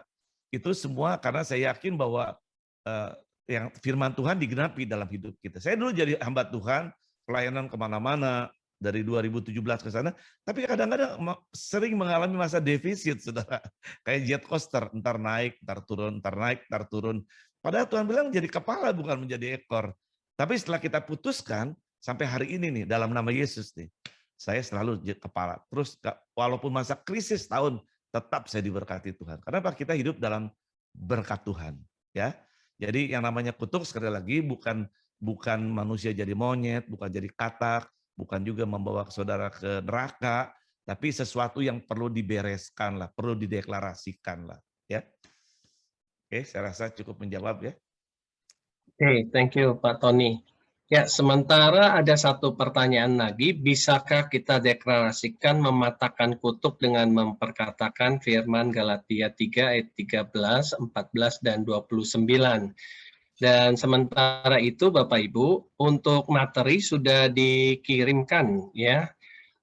Bagi Bapak Ibu yang menggunakan laptop bisa langsung mengambil di kolom chat.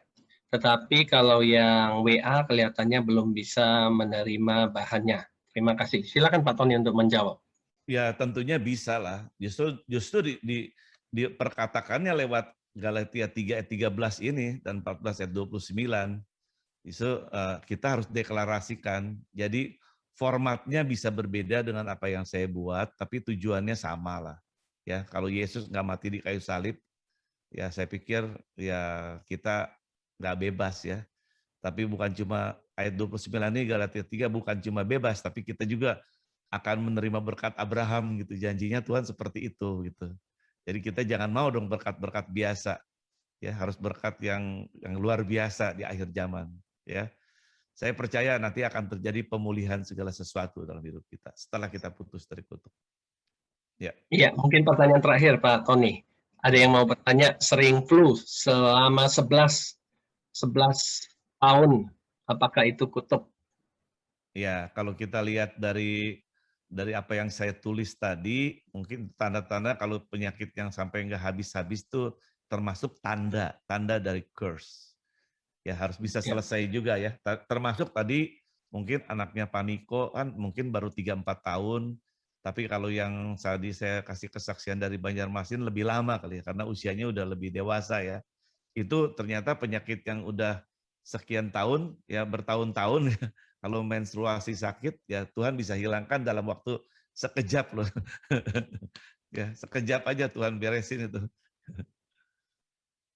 Ya, puji Tuhan. Ya, Bapak Ibu yang dikasih oleh Tuhan, kalau ada yang ingin didoakan, tim akan melayani secara khusus Bapak Ibu, dan Bapak Ibu tinggal chat aja di kolom chat, ya, tulis nama, kemudian berkata, ketik aja, saya ingin didoakan. Nanti di breakout room, Bapak Ibu baru menceritakan persoalan Bapak Ibu, ya, pada tim yang akan melayani. Saya kira demikian, sambil menunggu sekali lagi minggu depan kita akan dilayani oleh Pastor Roni Daud Simeon dengan judul Keluarga Pusat Pemuridan, dan akan ada kesaksian Doni dan Sandy di jam yang sama, jam 2 sampai jam 3.30 tanggal 23 Maret 2021. Kami mengharapkan supaya dapat lebih banyak lagi yang bisa ikut di acara revival ini, Revival at Home. Tuhan berkati. Ya, saya berdoa dulu buat breakout room ya. Ya, silakan Pak. Saya berdoa ya. Bapa di surga, kalau sebentar kami akan berpisah dalam beberapa breakout room, berkati di breakout room supaya ada revival. Mereka yang didoakan, mereka akan dilawat oleh Tuhan. Ada mentor-mentor yang akan membimbing, akan memberikan arahan-arahan bagaimana kami terlepas dari segala kutuk yang dituduhkan oleh iblis kepada kami. Dan kami percaya mulai hari ini kami akan dibebaskan oleh Tuhan, oleh kuasa darah Yesus. Terima kasih Bapak, memberkati semua breakout room dalam nama Yesus. Haleluya. Amin. Amin. Silakan co-host bisa membantu untuk memasukkan peserta-peserta yang ingin dilayani di breakout room. Ya, sementara kita menunggu, diingatkan kembali ya, minggu depan kita bisa mengajak teman-teman kita lebih banyak ya, apa yang kita dapat, link Zoom maupun meeting ID dan passwordnya bisa share ke sebanyak mungkin orang, supaya melalui acara ini banyak orang yang akan diberkati, ya, disembuhkan, dijamah oleh Tuhan, dilawat oleh Tuhan, dan mengalami perjumpaan dengan Tuhan. Puji Tuhan. Bagi Bapak Ibu juga yang ingin menerima materi, bisa menghubungi Ibu Dewi, ya, di brosur ada nomor Ibu Dewi, dan nanti akan di-share bahan yang telah disampaikan. Buat yang mau didoakan, kami mengharapkan sedikit bersabar ya. Nanti akan kami arahkan ke room. Co-host sedang sibuk ya untuk menaruh Bapak Ibu yang ingin didoakan, dilayani, diputuskan kutuknya di breakout room. Tuhan Yesus berkati kita semuanya. Mungkin Bu Siap. Dewi juga bisa ketik nomor HP-nya Bu Dewi di chat supaya kalau ada yang mau WA Ibu Dewi untuk mendapatkan bahan bisa juga mereka mendapatkannya. Terima kasih. Share screen-nya kenapa nggak bisa ya Pak? Coba sekali lagi Pak Start Tony. broadcast. Saya juga penasaran kenapa. Iya. Pak Tony pakai iPad ya? Iya. To share screen has failed to start. Please try again later. Oh, kemungkinan memang masalah signal kali ya. Tapi signal saya udah full sekarang. Masih kuning kalau di tempat saya. Saya lihatnya Oh ya? di kuning. Pak Tony kelihatan kuning di. Kuning ya. Sekarang putih nih. Sekarang putih. Nah, coba kalau matiin video, share screen, mungkin bisa. Matiin video. Saya keluar dulu apa? Enggak, videonya dimatikan aja. Oh, saya video dimatikan sebentar. Habis itu coba share screen. Stop. Video saya matikan ya. Saya matikan. Nah, wah ini Mbak Brian Wong ini luar biasa nih.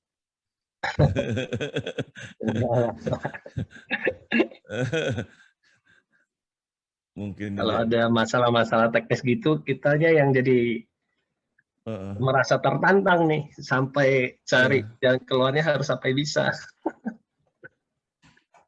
Mikrofon off on ya. Oke. Zoom nggak bisa juga Pak. Nggak bisa juga ya. Biasanya saya langsung langsung keluar. Pak Tony tadi kalau nggak salah pakai 2 alat ya hari ini. Enggak, 1 Pak. 1 ya? Iya. Stop broadcast. Pak Tony. Ya. Pak Tony, saya coba kasih saran. Boleh nggak keluar dulu, log off, nanti masuk lagi supaya ada session yang baru. Coba deh. Coba ya. Saya keluar dulu ya. Iya, boleh juga kalau mau coba keluar dulu, nanti kita jadikan co-host lagi.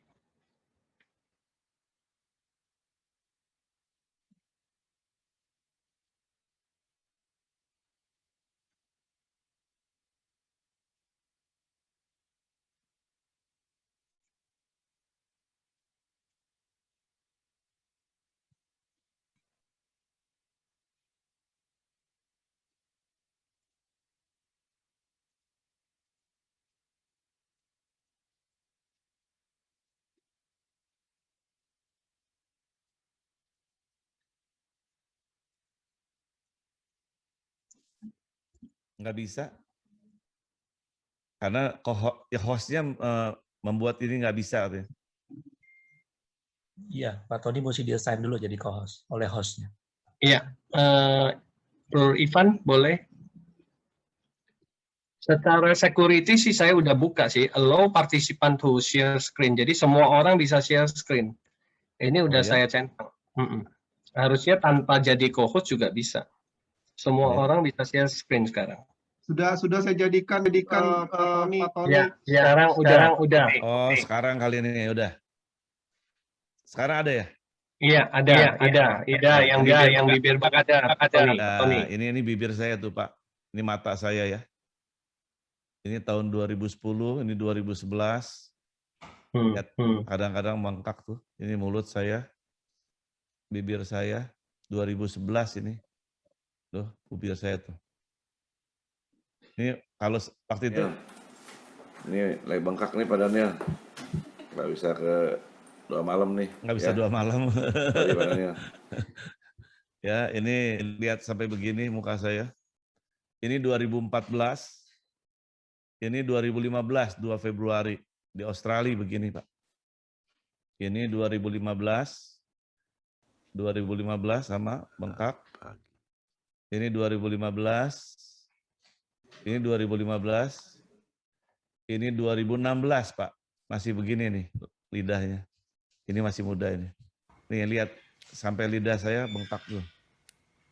Nggak bisa napas. Ya, ini tuh. Ini di Australia, Pak. Mau pulang ke Indonesia sampai di 2 Februari 2016. 2015, maaf. Di airport ditanya sama itu kenapa begitu gitu. Ya. Bisa parah. Tapi sekarang udah enggak lagi, Pak.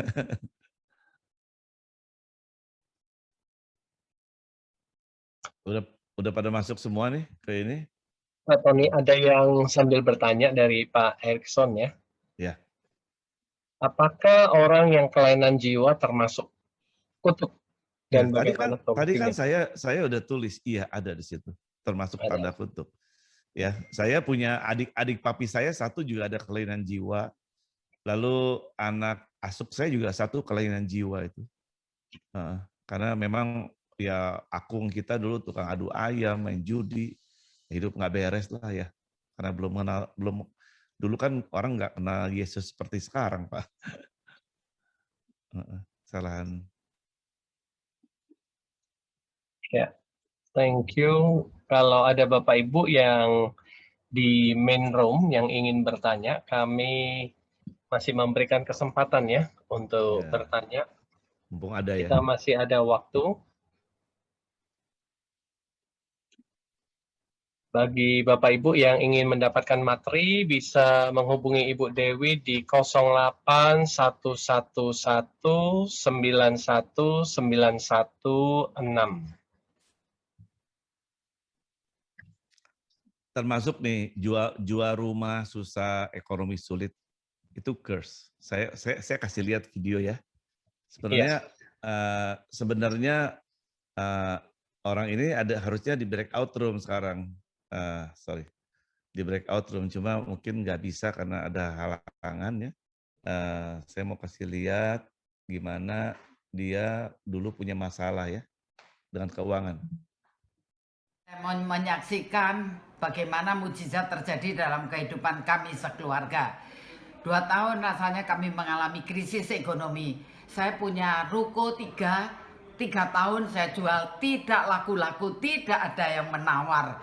Anak saya juga mau menjual rumah, tidak ada yang menawar ya. Anak saya yang kedua pun mau menjual rumah, tidak ada yang menawar. Kemudian saya mengikuti gerakan Tuhan yang dipimpin oleh Bapak Pendeta Tony Mulya sebagai gembala saya, yaitu mematahkan kutuk generasi. Saya mengikuti itu, kemudian lanjut dengan total restoration. Setelah saya mengikuti itu selama seminggu, tiba-tiba ada tanda-tanda ajaib. Saya melihat awan hitam sebesar telapak tangan dalam kehidupan saya. Tiba-tiba ada yang menawar ruko saya. Bukan hanya satu orang, banyak orang. Satu belum selesai proses, satu juga menawar. Dan ini ada yang mau membeli cash, akhirnya memang deal dengan yang membeli cash. Hari ini 11 Agustus transaksi itu sudah terjadi dan uang sudah saya terima secara cash dengan transfer antar bank. Dan bukan hanya itu yang saya alami, tetapi juga anak-anak saya. Anak saya sudah lama juga jual rumah, orang melihat tidak ada yang menawar, tiba-tiba juga sudah diberikan DP. Dan anak saya yang satu lagi, yang lebih lagi, saya akan menyaksikan bagaimana Tuhan itu luar biasa, mau menjual rumah dengan harga 9M. Hari gini mana ada harga rumah, orang beli rumah 9M di daerah Bekasi lagi. Tetapi luar biasa, 9 Agustus kemarin tiba-tiba deal dengan harga 8M. Bahkan sudah diberikan DP. Ini sungguh saya melihat luar biasa. Kalau bukan Tuhan, pasti tidak mungkin dalam keadaan situasi seperti ini. Saya mengucap syukur dan terima kasih kalau sudah melakukan, mematahkan kutuk, sekarang menerima berkat, masuk dalam masa kelimpahan. Tuhan Yesus memberkati. Ya. Aneh bin ajaib, saudara. Jadi di tengah-tengah kesulitan, rumahnya berturut-turut, anak mantu semua laku semua termasuk rumah dia.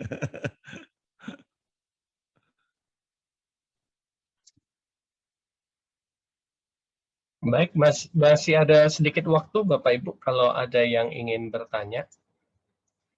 Kami persilakan. Enggak, berarti udah oke semua ini. Oke, ini ada yang ingin bertanya ya. Pak, jika sering dapat mimpi yang sama tapi berulang-ulang, apakah termasuk, maksudnya apakah termasuk kutuk ya? Misalnya mimpi bahwa diajak duduk di bawah pohon oleh seorang pria. Tiga kali mimpi hal yang sama. Wajah prianya tapi beda-beda. Mengatakan soal rambut mulai memutih, mimpi yang sama 3 kali berulang-ulang secara fisik dalam 1 bulan pasti ada sakit. Mimisan atau benjolan, apakah ini tanda kutuk? Lalu tindakannya apa yang harus dilakukan? Apakah deklarasi dan sungguh-sungguh dalam Yesus cukup atau harus ada pelepasan? Silakan Pak Ton. Ya, kalau menurut saya ya karya salib itu sempurna ya. Makanya kan tadi saya terangkan, dulu saya ya tukang pelepasan lah. Dari tahun 96 tukang pelepasan Pak, lepasin orang yang udah lumping lah segala macam. Ya cuma kalau saya lihat kalau hari-hari ini ya Yesus udah mau datang, kalau satu-satu dilayani nggak cukup. Jadi saya percaya walaupun lewat Zoom ya, asal kita percaya kuasa salib Kristus, percaya darah Yesus, saudara udah putus tuh. Hari ini pun saudara mungkin mimpi, besok udah nggak mimpi lagi pasti. Amen. Ya, kenapa? Kita sudah deklarasi tadi di hadapan Tuhan. Kuasa salib sempurna. Ya mimpi, karena mimpi itu ada beberapa hal, ada 3 menurut saya. Ada memang mimpi dari Tuhan, ya biasanya bagus. Ada mimpi dari setan, saudara, ya biasanya intimidasi seperti tadi bikin. Tapi ada mimpi dari diri kita sendiri. Kalau kita tiap hari liatin itu aja, nanti mimpinya itu juga gitu. Jadi kalau yang bikin bingung sama saudara itu tolak aja, itu dari pasti bukan dari Tuhan. Kalau dari Tuhan itu pasti yang baik, saudara ya. Oke. Apalagi ini ya Pak Tony ya, ini kan kalau orang Chinese ini bulan-bulan mau cengbeng nih, ya. Jadi seringkali mereka mimpi orang tuanya yang sudah meninggal, kakek neneknya, saudara-saudaranya yang meninggal, dan herannya di bulan-bulan seperti ini mimpinya itu didatangin gitu. Orang mati. Mungkin Pak Tony bisa share screen yang tadi yang deklarasi. Bisa nanti minta aja nanti. Okay. Oh nanti gini, sebenarnya tadi lupa diumumkan, yang ikut hari ini kita bikinkan seperti ya kertas gitu ya, ada kayak surat deklarasi. Nanti saya dan Pak Budi yang akan sama-sama keluarin. Tadi lupa diumumkan tuh yang mau ya. Jadi untuk diingat aja itu bahwa tanggal sekian kita udah semua kata-kata yang tadi diucapkan ada di situ Pak. Oke. Ya. Jadi supaya ingat aja, bukan harus dipajangin gitu, enggak juga. Kalau mau ya silakan aja. Mengingat bahwa kita Tuhan Yesus itu sempurna, betul-betul sempurna. Ya Pak Budi mungkin tolong kasih tahu tentang de jure sama de facto itu Pak Budi. Ya silakan Pak Budi. Ya setan memang bekerjanya dalam kegelapan ya, dia tersembunyi. Jadi ketika kita sudah memiliki janji Tuhan, tapi kita tidak tahu atau kita tidak deklarasikan secara terang-terangan, maka di dalam hal ketidaktahuan itulah setan bermain. Dia masih punya akses untuk ngerjain kita. Ya, contohnya waktu Indonesia merdeka di daerah-daerah, karena waktu itu komunikasi belum baik seperti zaman sekarang. Ya, bahkan banyak orang belum tahu bahwa kita sudah merdeka di Jakarta. Tapi di daerah-daerah Jepangnya masih jadi penjajah ya, masih padahal di Jakarta dia sudah kabur karena sudah dinyatakan merdeka. Nah, yang di desa-desa masih terjajah padahal de jure-nya Indonesia merdeka, tapi de facto-nya yang di daerah masih dikerjain penjajah palsu ya. Tapi dapat berita dari Jakarta, akhirnya tersebar, orang-orang daerah akan berani berkata, Jepang pulang loh, kita udah langsung mereka tahu diri karena memang benar, nggak bisa lagi nipu orang-orang daerah itu. Jadi setan pun sama, dia mau menipu kita walaupun dia sudah kalah, tapi kerjanya memang nipu. Menipu itu dengan segala cara supaya kita yang harusnya menerima janji kemenangan, tapi kita tidak dapat karena kita tertipu. Ya, kerjanya itulah setan. Jadi kita harus nyatakan deklarasinya kepada dunia, kepada setan, untuk setan tidak bisa punya akses celah lagi dalam kehidupan kita. Itu sih prinsipnya. Jadi jangan berpikir itu mau otomatis ya, karena sekali lagi setan cari celah untuk dia mainkan begitu. Itu aja Pak. Yeah. Oke, thank you Pak Budi. Bu Dewi, apakah ada tambahan pengumuman nggak Bu Dewi? Ada yang kelewatan yang perlu diumumkan? Tidak ada Pak. Tidak ada ya. Oke. Cuma tadi tentang deklarasi itu yang kita buat dari satu tubuh, mungkin tadi lupa kita. Jadi mungkin banyak yang belum tahu, tapi kalau yang mau nanti minta sama Dewi lah. Mungkin nggak terlalu banyak, nggak apa-apa nanti kita buat deklarasi yang tadi kita deklarasikan ya. Supaya nggak dijajah lagi, supaya nggak dijajah Pak Budi ya. Kita udah bebas. Udah merdeka. Kita harus nyatakan. Iya. Udah revival ya. Dari revival, iya. Dari revival. Kadang anak tua nganggap remeh dan nganggap enteng, makanya dia dikerjain. Iya. Cerdik untuk mencari celah. Ya, siapa nih? Pak Freddy. Pak Freddy. Pak Freddy ya. Silakan Pak Freddy. Sebelum dideklarasi apa perlu ada pengakuan? Tadi kan saya bilang Pak, dulu pelayanan saya gitu Pak, suruh ngaku. Kita kan nggak tahu kesalahan kakek nenek moyang kita apa, karena kita nggak di zamannya.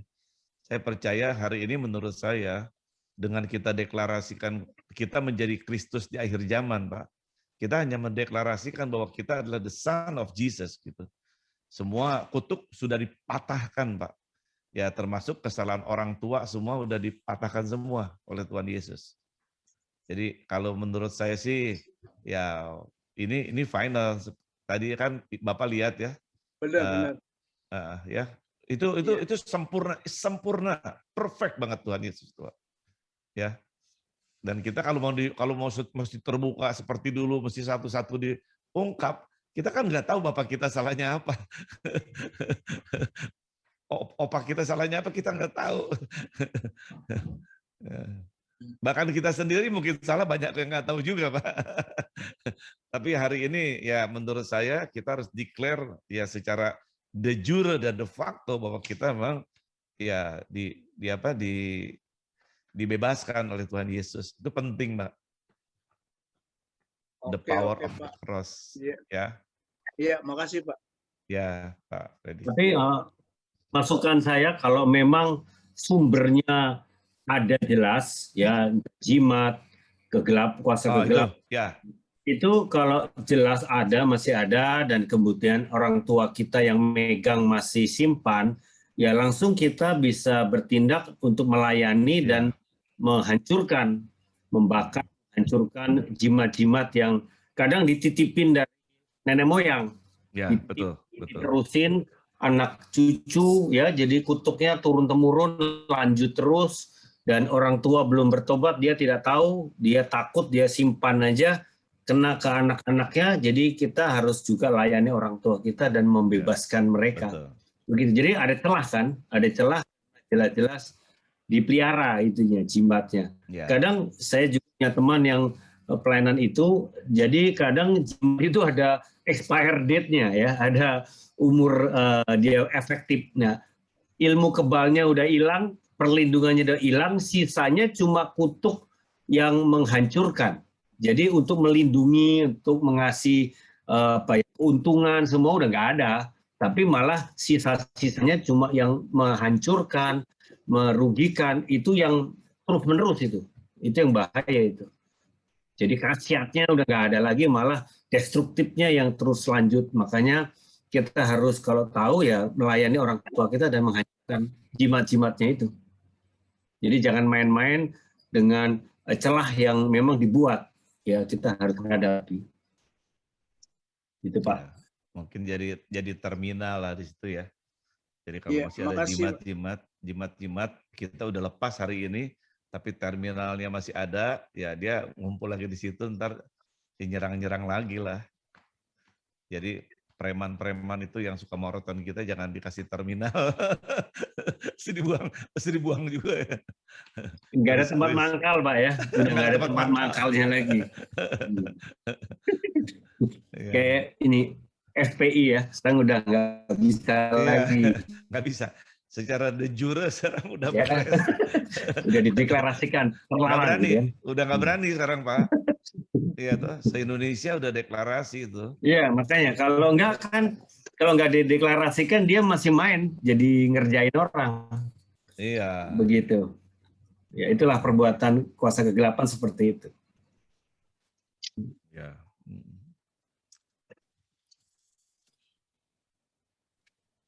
Oke, saya rasa. Ya, Bapak Ibu, saudara-saudari. Dulu sampai minggu depan. Yang di breakout room ya, masih ya? Mari kita, ya nggak apa-apa. Yang breakout room yang masih didoakan, nggak apa-apa. Kita room, kita bisa akhiri. Ya, bahwa keluarga-keluarga, teman-teman pribadi dari saudara yang membutuhkan lawatan pemulihan keluarga, kita percaya tubuh Kristus harus dimulai dari setiap keluarga. Daripada anak-anak Tuhan dipulihkan, dan jangan sampai dari keluarga kita malah membuat celah, terjadi banyak pekerjaan iblis yang menghancurkan keluarga-keluarga di saat-saat ini, sehingga banyak orang-orang percaya jadi lemah imannya ya. Tapi kita rindu justru banyak pemulihan terjadi, banyak pertobatan dan lawatan Tuhan terjadi. Mari kita berdoa bersama. Bapa di surga, kami bersyukur buat kebenaran yang memerdekakan kami. Kebenaran yang memulihkan kami. Kami tidak mau ditipu oleh iblis dari nenek moyang kami yang belum tahu kebenaran, sehingga mereka membuka celah kepada iblis lewat segala penyembahan berhala, kuasa kegelapan, dan dosa-dosa yang akhirnya mereka buat, sehingga ada akibatnya yang iblis mau lakukan turun-temurun sampai kepada anak cucu generasi keempat. Dan kami sadar sebagai orang percaya, kami mau bangkit Tuhan, merebut kemenangan, mendeklarasikan kemenangan di dalam Kristus Yesus. Sekali lagi kami mematahkan kutuk generasi, kutuk nenek moyang dalam keluarga kami masing-masing di dalam nama Yesus Kristus Tuhan. Dan kami nyatakan kami sudah terbebas dari kutuk, dan kami mau halau, kami mau usir segala roh jahat, tidak ada celah dan tempatnya di dalam kehidupan keluarga kami. Di dalam nama Kristus Yesus, kami bebas, kami sudah merdeka total di dalam Engkau Tuhan. Berkati pelayanan Revival at Home dari Satu Tubuh Jakarta Utara menjadi berkat dari Jakarta Utara kepada kota-kota, pulau-pulau, bahkan bangsa-bangsa. Lewat inilah ada revival dalam setiap rumah-rumah tangga anak-anakmu. Bahkan orang-orang yang belum percaya boleh percaya kepada Engkau. Dalam nama Yesus kita semua percaya, katakan amin. Amin. Terima kasih Bapak Ibu, saudari. Ya, terima kasih Terima kasih semua. semua. Thank you Ya, semuanya. God bless. Bapak Ibu. Terima kasih Pak Tony. Terima kasih. Terima kasih Pak Budi. Tony. Terima kasih semuanya. Ya, Thank you sama-sama. semuanya. Pak Tony. Sore. Kak Budi. Selamat sore. Ya, Terima kasih semuanya. Tuhan berkati. ya, Sulis. Ya, maaf lagi nyetir ya. Nggak bisa ini. Nggak apa-apa. Acara ini tiap Selasa ya Pak Tony? Selasa jam 2, Bu. Ya. Oh iya, baik. Ini baru ketiga atau keempat kali ya Pak Budi ya, Revival at Home ini. Saya baru Ya. pertama kali ikut. Iya. Ya. Selamat. Bawa jiwa-jiwa, Bu. Baik. Nanti saya bagikan setiap Selasa. Ya, linknya sama setiap Selasa, Bu. Begitu.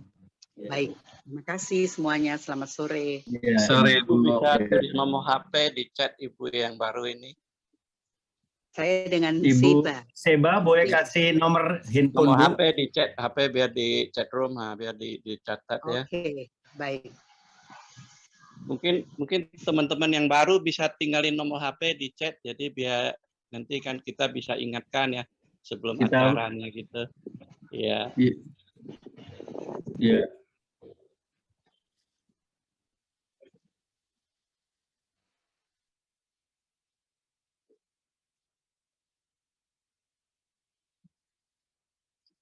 Oke, Pak Budi, saya live dulu ya, Pak Budi. Oke, makasih. Iya, Brand. thank you semuanya. God bless. Iya. Yo, God bless.